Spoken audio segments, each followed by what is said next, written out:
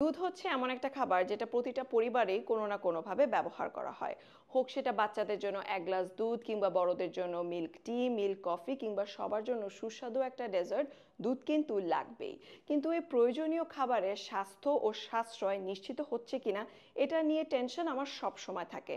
তাই দেখা যায় আর অন্য সবার মতো আমি এক এক প্রয়োজনে এক এক মিল্ক পাউডার ইউজ করি।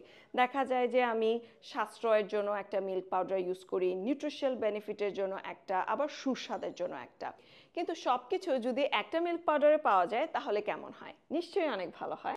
তাই দুধের আসল গুডনেস ছড়াতে এবং স্বাস্থ্য আর সাশ্রয় নিশ্চিত করতে এলো অ্যাঙ্কর পুষ্টি দুধ।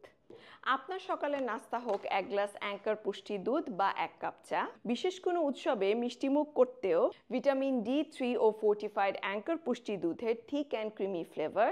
অ্যাঙ্কর পুষ্টির দুধ খাবারকে পুষ্টিকর এবং মজাদার করে তোলে। এখন দেখাচ্ছি কিভাবে অল্প কিছু ইনগ্রেডিয়েন্টস দিয়ে খুব সহজে তৈরি করতে পারেন মজাদার মিল্ক বল। মিল্ক বলটা বানাতে আমার 3টে ইনগ্রেডিয়েন্টস লাগতেছে: অ্যাঙ্কর পুষ্টি দুধ, চিনি আর কর্নফ্লাওয়ার। প্রথমে আমি পরিমাণ মতো পানি দিয়ে নিচ্ছি, তারপর 1 কাপ পরিমাণ অ্যাঙ্কর পুষ্টি দুধ দিয়ে দিচ্ছি। দুধটাকে একদম ভালোভাবে মিক্স করে নিচ্ছি। পরিমাণ মতো চিনি দিয়ে দিচ্ছি। এখন আমি 1 কাপ পরিমাণ কর্নফ্লাওয়ার দিয়ে দিচ্ছি। এটা কর্নফ্লাওয়ার দেওয়ার সাথে সাথে নাড়তে হবে, নাহলে জিনিসটা আবার জমে যাবে। সো নাড়তে নাড়তে দেখবেন যে এটা অনেকটা ডোয়ের মতো হয়ে আসছে। ডো থেকে অল্প করে নিয়ে আমি মিল্ক বলগুলো বানিয়ে নিচ্ছি। এবার আপনার পালা।